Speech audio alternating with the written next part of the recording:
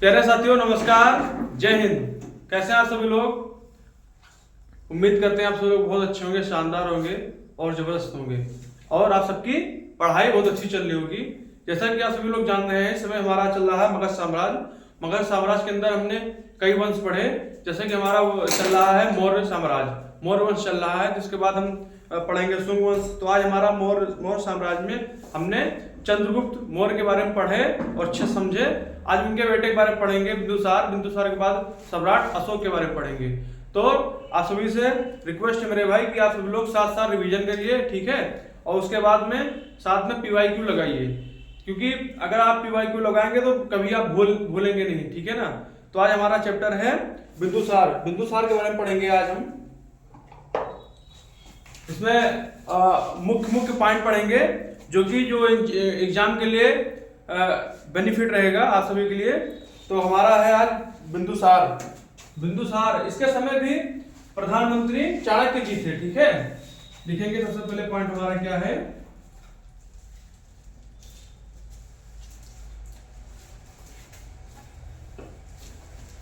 इसके समय भी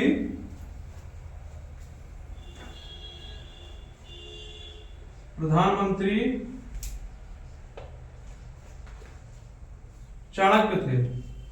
कौन थे मेरे भाई? चाणक्य जी थे।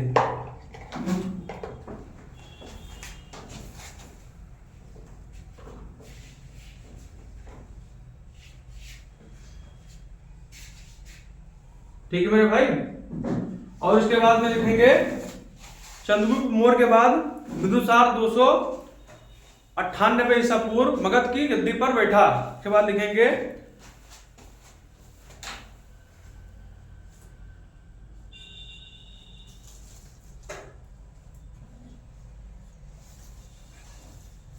चंद्रगुप्त मौर्य के बाद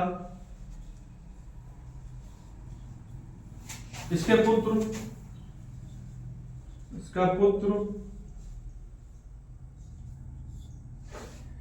पुत्र बिंदुसार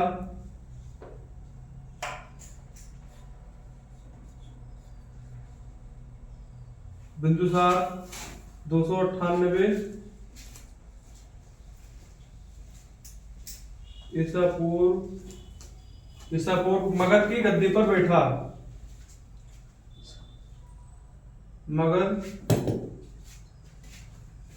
मगध की गद्दी पर बैठा।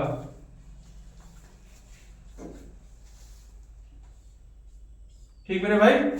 इसके बाद हम लिखेंगे जैन ग्रंथों में बिंदुसार को सिंहसेन कहा जाता है, ठीक है? इसके बाद लिखेंगे, ये इंपॉर्टेंट है मेरे भाई, जैन ग्रंथों में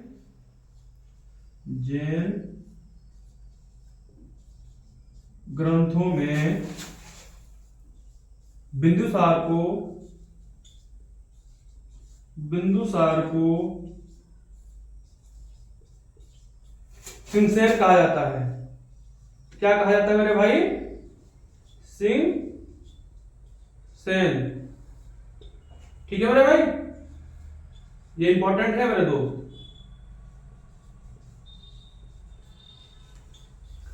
क्वेश्चन पूछ लेता है एग्जाम में कभी, ठीक है? तो आप सभी को अच्छे से पढ़ना है। इसके बाद लिखेंगे बिंदुसार को अमित्रघात, शत्रु विनाशक के नाम से भी जाना जाता है। इसके बाद लिखेंगे बिंदुसार को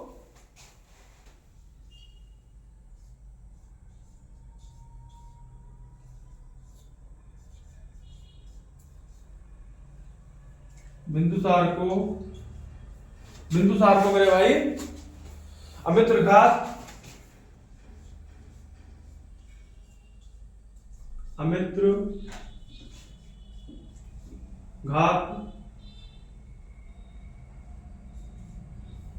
अमित्रघात विनाशक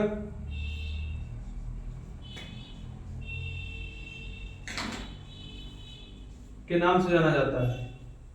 ठीक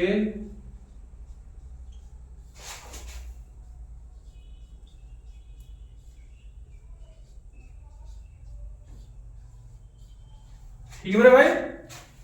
इसके बाद हम पढ़ेंगे इतना नोट कर लीजिए। इसके बाद हम पढ़ेंगे सीरिया के शासक एंटियोकस प्रथम ने डायमेकस को राजदूत के रूप में बिंदुसार के दरबार में भेजा था। ये इंपॉर्टेंट है मेरे भाई, इसको बहुत अच्छे ध्यान से पढ़ेंगे, ठीक है, ये क्वेश्चन आएगा। तो पहले आप सभी लोग इसको नोट कर लीजिए और उसके बाद फिर चलेंगे सम्राट अशोक के बारे में पढ़ेंगे।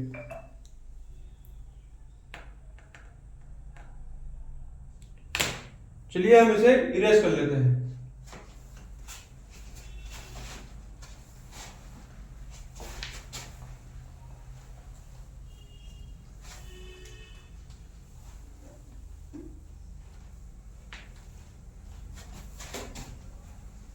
इसके बाद पढ़ेंगे मेरे भाई सीरिया के शासक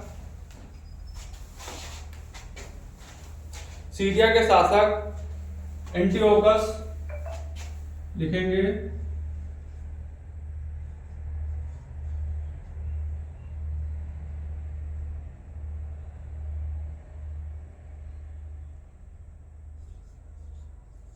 सीरिया के शासक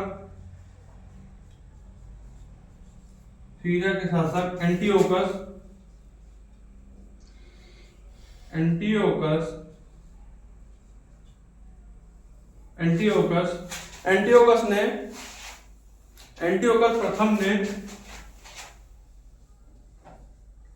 प्रथम ने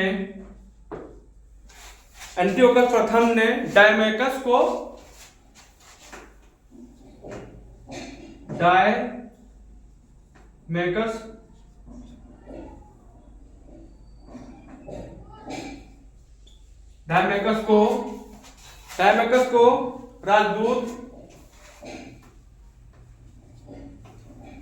राजदूत के रूप में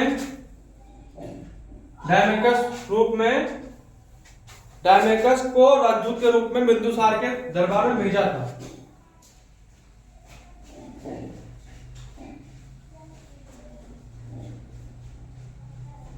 बिंदुसार के दरबार में भेजा था।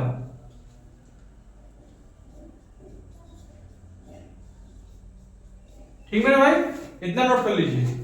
इसके बाद हम पढ़ेंगे सम्राट अशोक के बारे में, जो कि ये बहुत इंपॉर्टेंट है, क्वेश्चन तो ज्यादातर यही बनते हैं, ठीक है।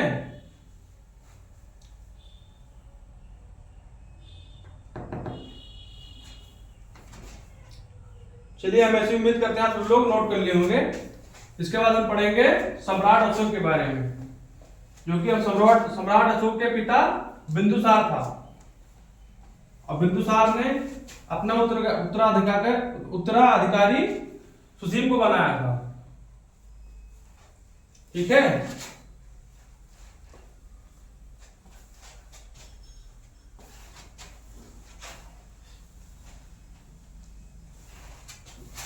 इसके बाद हम पढ़ेंगे सम्राट अशोक के बारे में, देखेंगे मेरे भाई सम्राट अशोक,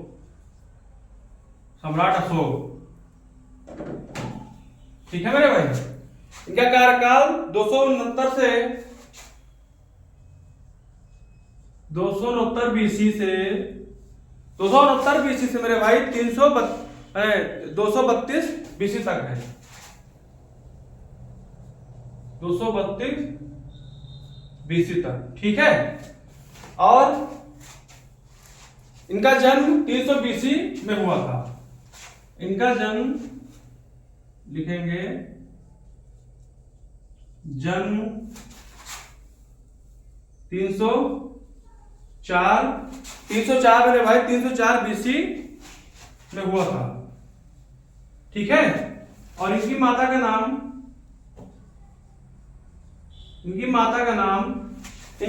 नाम था शुभद्रांगी।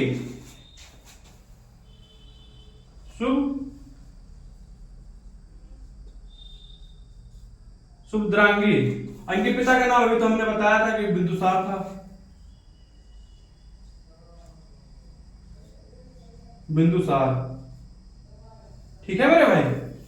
और इसके बाद हम लिखेंगे अशोक का वास्तविक राज्याभिषेक 269 ईसा पूर्व में हुआ था। लिखेंगे इसके बाद अशोक का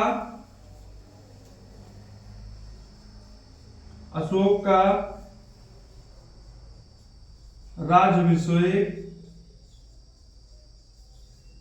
अशोक का राज्याभिषेक 269 ईसा पूर्व में हुआ था। अशोक का वास्तविक राज्याभिषेक, इधर लिखेंगे यहाँ पे अशोक का वास्तविक राज्याभिषेक, अशोक का वास्तविक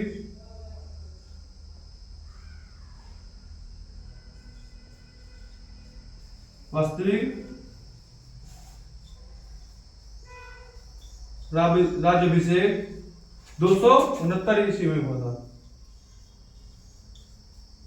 ईसा पूर्व हुआ था।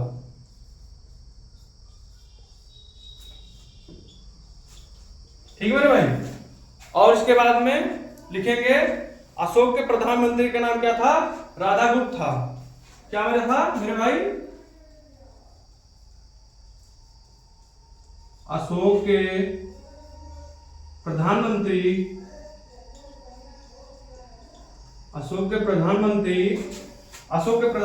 का नाम राधा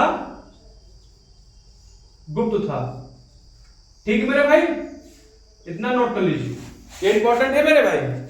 इसे क्योंकि जो मौर्य उसमें चंद्रगुप्त मौर्य के जो प्रधानमंत्री थे उसमें चाणक्य जी थे। अब बिंदुसार के का प्रधानमंत्री कौन थे? तो वो थे चाणक्य जी थे। मगर अशोक के जो प्रधानमंत्री थे वो राधागुप्त हैं। इसमें चेंज हो गए हैं, तो ये क्वेश्चन बन सकता है यहाँ से। ठीक है। और उसके बाद लिखेंगे अशोक के धार्मिक गुरु का नाम, तो लिखेंगे उपतुगुप्त। ठीक है, पहले इतना नोट कर लीजिए।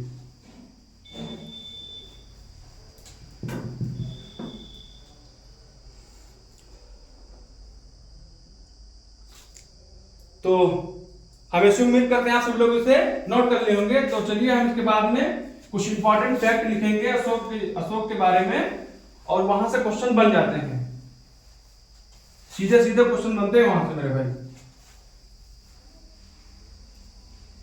ये समझिए कि बहुत ही इंपॉर्टेंट चैप्टर चल रहा है अशोक सम्राट।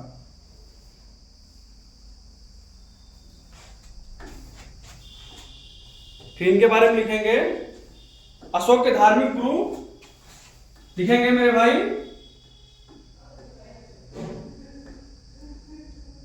अशोक के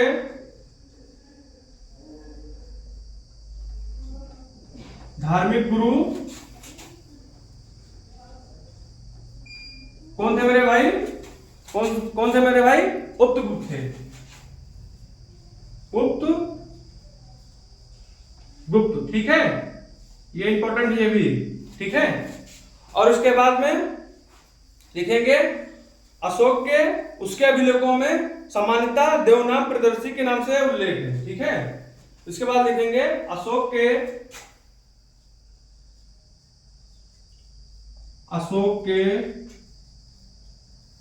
मेरे भाई अशोक के उसके अभिलेखों में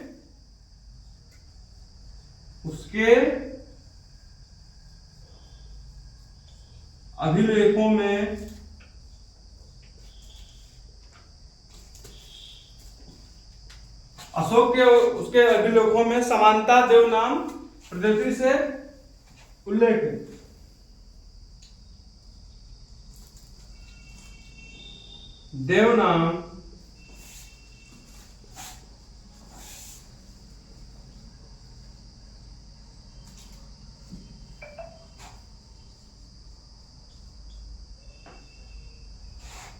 देवनाम प्रियदर्शी नाम से उल्लेख है।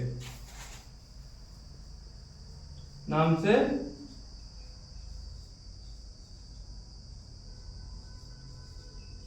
उल्लेख है। ठीक है मेरे भाई, इतना नोट कर लीजिए। इसके बाद हम लिखेंगे मेरे भाई, लिखेंगे मास्की के शिलालेख में अशोक ने स्वयं को बुद्ध शाक कहा। ये इंपॉर्टेंट क्वेश्चन है मेरे भाई। मास्की के शिलालेख में, मास्की के शिलालेख में,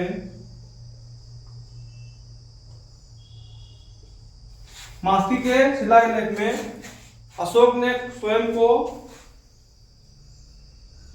अशोक ने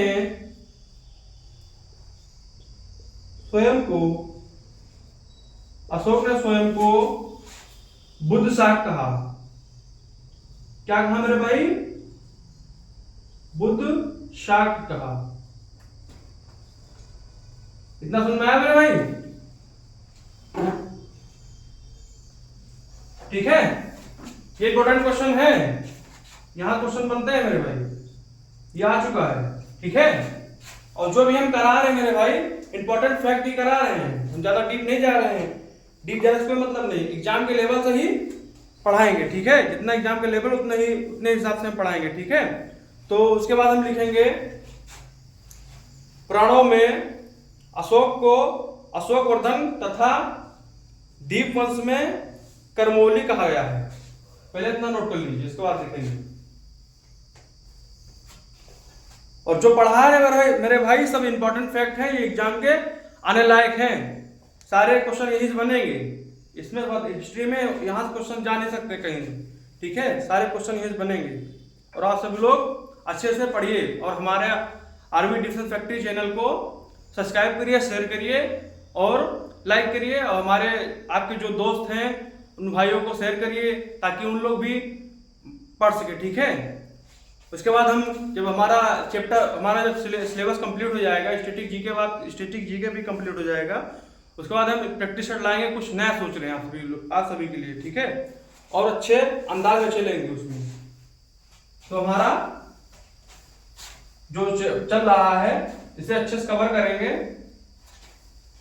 इसके बाद में एक महीने के अंदर में स्टैटिक जीके भी कवर कर लेंगे।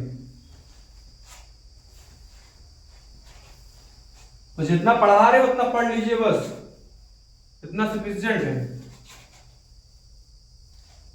हिस्ट्री के लिए तो बता रहे भाई, और तुम नहीं जानते। हिस्ट्री में इतने ज्यादा कहीं नहीं आएगा। इसके बाद हम लिखेंगे हमारा है पुराणों में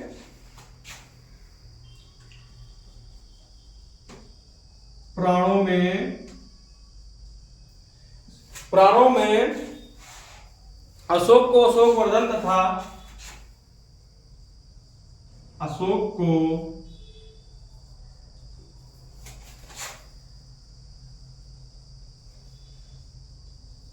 अशोकवर्धन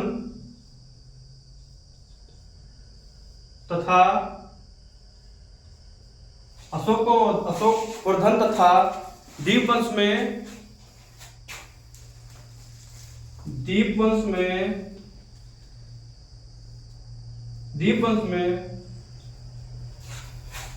में करमौली कहा गया है। क्या कहा गया मेरे भाई? करमौली कहा गया है।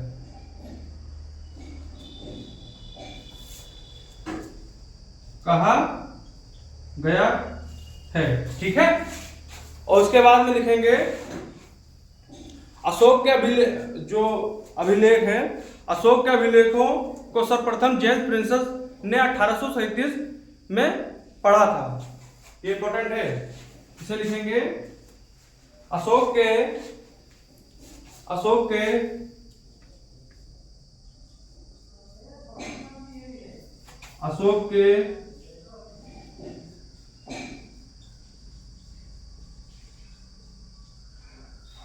के अभिलेखों को जेम्स प्रिंसेप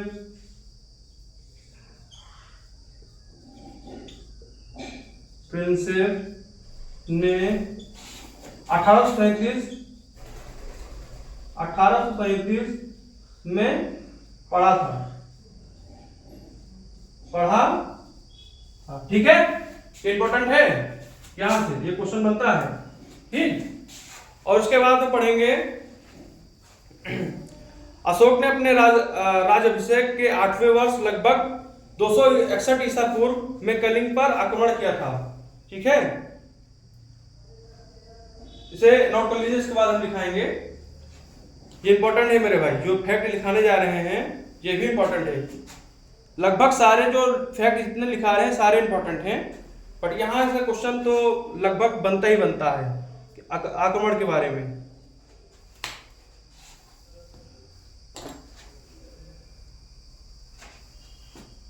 इसके बाद हम लिखेंगे अशोक के आक्रमण के बारे में।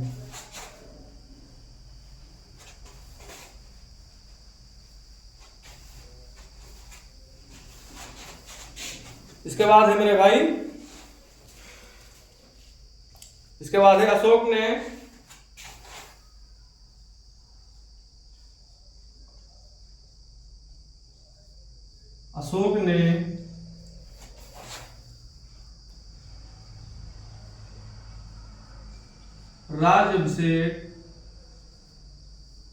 राज्याभिषेक के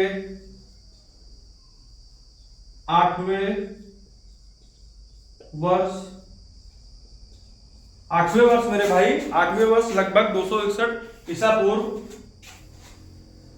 लगभग 261 ईसा पूर्व, 261 ईसा पूर्व, 261 ईसा पूर्व में कलिंग पर आक्रमण किया, ने कलिंग पर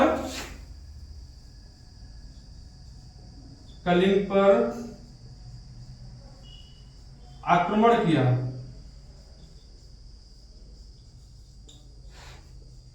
ठीक है, ये इंपॉर्टेंट है, ये क्वेश्चन बनता है यहां से, इसका सन पूछा जाता है, बहुत ध्यान से पढ़ेंगे इसको।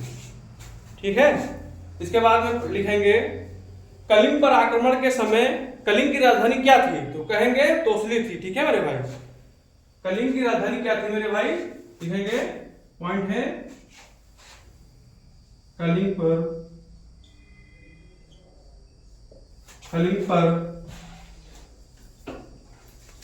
आक्रमण के समय कलिंग की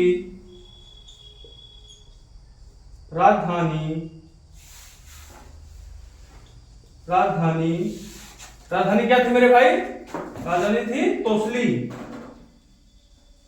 क्या थी मेरे भाई, तोसली थी, इंपॉर्टेंट है ये। और उसके बाद में लिखेंगे मेरे भाई अशोक के 13वें शिलालेख में कलिंग युद्ध के बारे में विस्तृत जानकारी मिलती है।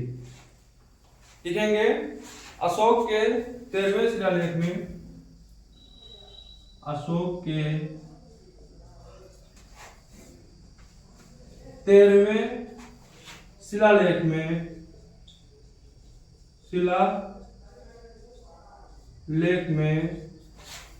अशोक के 13वें शिलालेख में कलिंग युद्ध के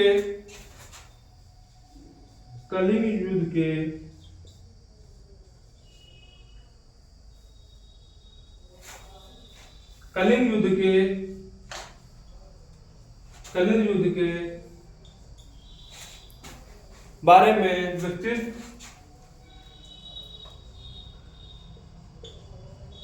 में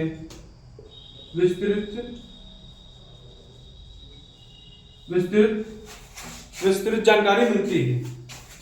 लिखेंगे इधर विस्तृत जानकारी मिलती है। ठीक मेरे भाई, इतना इंपॉर्टेंट है ये, जितना लिखाए हैं अभी ये पूरा इंपॉर्टेंट है। इसे स्क्रीनशॉट ले लीजिए या आप सभी लोग नोट करिए। जो भाई लोग नोट कर रहे हैं तो बहुत अच्छी बात है। ठीक है,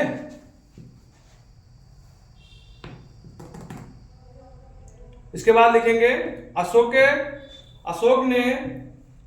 ने कश्मीर में श्रीनगर नामक नगर की स्थापना की। ठीक है, ये भी क्वेश्चन बनते हैं।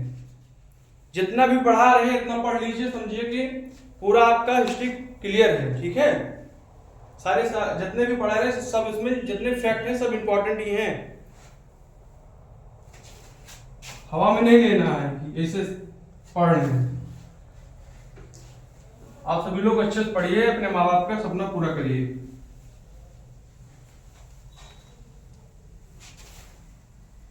और साथ साथ रिवीजन बहुत जरूरी है। अगर रिवीजन नहीं कर रहे हैं तो कोई मतलब नहीं है भाई, क्लास तक कुछ नहीं होगा। जब तक अपना एफर्ट नहीं डालेंगे तब तक कुछ नहीं होगा। रिवीजन करिए, पढ़ाई करिए, मस्त रहिए, खुश रहिए, ठीक है। इसके बाद लिखेंगे अशोक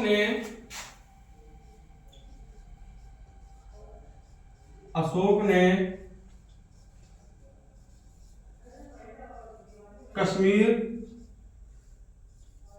कश्मीर में श्रीनगर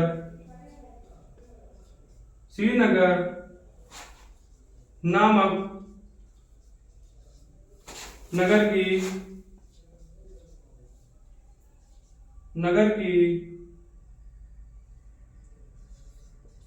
स्थापना की। ठीक मेरे भाई, क्या थी मेरे भाई? स्थापना की। श्रीनगर के बारे में पढ़े हैं, ठीक है। और ये इंपॉर्टेंट है, यहां क्वेश्चन बनते हैं। क्वेश्चन पूछ लेगा कि श्रीनगर नामक नगर की स्थापना किसने की, तो बोलेंगे अशोक ने की, ठीक है। उसमें बहुत सारे ऑप्शन आएंगे, मगर हमें किसको बताना है? अशोक को बताना है, ठीक है मेरे भाई। उसके बाद में है पढ़ेंगे अशोक के अभिलेखों की भाषा, ठीक है, जो कि बहुत ये भी इंपॉर्टेंट है। भारत में क्या है, जो अशोक की अभिलेख की भाषा क्या है? भारत में ब्राह्मणी लिपि है। पाकिस्तान में क्या है? पाकिस्तान में खरोष्टी लिपि है। अफगानिस्तान में क्या है मेरे भाई? और अफगानिस्तान में है, इसमें भी खरोष्टी लिपि है, ठीक है।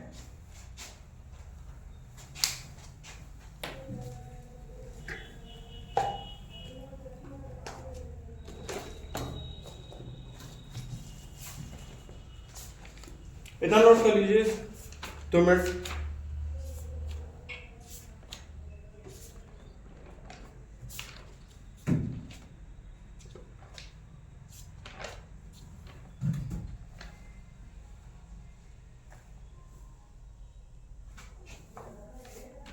इसमें जो लिखा है खरोष्टी लिपि गलत है।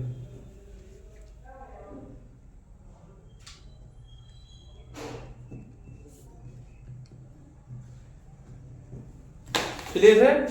इसके बाद लिखेंगे हम अशोक के अभिलेखों के भाषा। अशोक के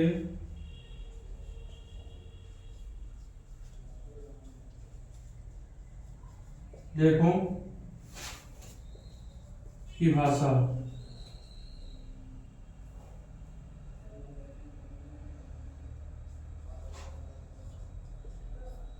ठीक है। भारत में क्या थी मेरे भाई? भारत में क्या है मेरे भाई? ब्राह्मणी लिपि। क्या है मेरे भाई? ब्राह्मणी लिपि। पाकिस्तान में क्या है मेरे भाई? लिखेंगे पाकिस्तान में क्या है मेरे भाई? खरोष्टी लिपि। खरोष्टी लिपि, ठीक है। अफगानिस्तान में क्या है मेरे भाई? अफगानिस्तान में क्या है मेरे भाई? अस्माइक लिपि। अस्माइक लिपि, ठीक है। इतना नोट कर लीजिए। इसके बाद हम आएंगे अशोक की मृत्यु कब हुई। अशोक की मृत्यु 232 ईसा पूर्व में हुई। लिखेंगे, नहीं, इसे आप सभी लोग पहले नोट कर लीजिए। इसके बाद हम लिखेंगे अशोक की मृत्यु कब हुई। उसके बाद लिखेंगे मौर्य वंश का अंतिम शासक कौन था और किसने हत्या की, ठीक है, इसके बारे में पढ़ेंगे। और उसके बाद नया वंश क्या आएगा उसको पढ़ेंगे।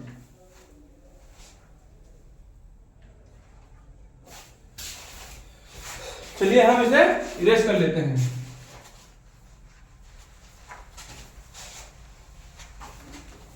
इसके बाद हमारा क्या है मेरे भाई?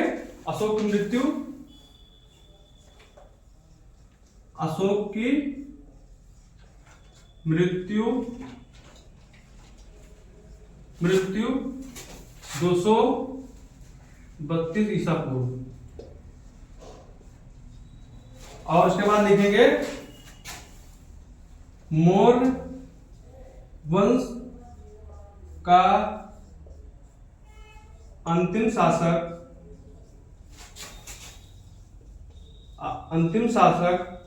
कौन था मेरे भाई? बृहद्रथ था। बृहद्रथ था, ठीक मेरे भाई। और जिसकी हत्या लिखेंगे इधर, जिसकी हत्या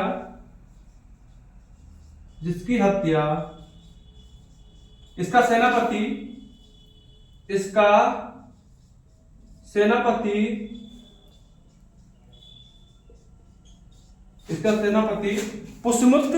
पुष्यमित्र शुंग ने की। पुष्यमित्र शुंग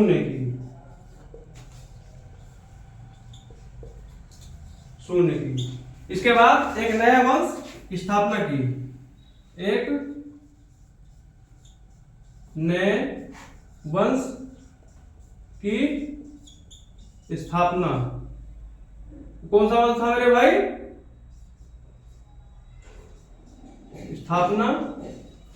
इसके बाद कौन सा वंश था मेरे भाई? शुंग वंश। तो आज हम अपनी वाणी को विराम देते हैं, ज्यादा लंबी क्लास दी जाएगी, तो हम कल पढ़ेंगे यहाँ से शुंग वंश के बारे में, ठीक है। और धीरे धीरे हम सिलेबस को कवर करेंगे। तो भाई आज के लिए इतना ही, और फिर हम दूसरी क्लास में मिलेंगे। और हम ऐसी उम्मीद करते हैं सभी लोग अच्छे से समझ रहे होंगे, अच्छे से पढ़ रहे होंगे, और आप सभी लोग साथ साथ रिवीजन करिए, ताकि पेपर के टाइम पे कोई दिक्कत ना हो। क्योंकि अगर साथ में अगर रिवीजन नहीं कर रहे हैं तो भाई पेपर के टाइम पे बहुत दिक्कत होगी। एक बात ध्यान रखिए, क्योंकि एक्सपीरियंस भाई इससे ज़्यादा हमको नहीं पता। यही है कि आप सभी लोग साथ साथ रिवीजन करिए, क्योंकि हिस्ट्री जो होता है, हिस्ट्री बहुत बड़ा सिलेबस होता है, तो हिस्ट्री को साथ साथ रिवीजन करेंगे, क्योंकि दिमाग में फिट रहेगा अगर सिलेबस का रिवीजन करेंगे तो चलिए आज के लिए इतना मेरे भाई। जय हिंद, नमस्कार, खुश रहिए, आदाब।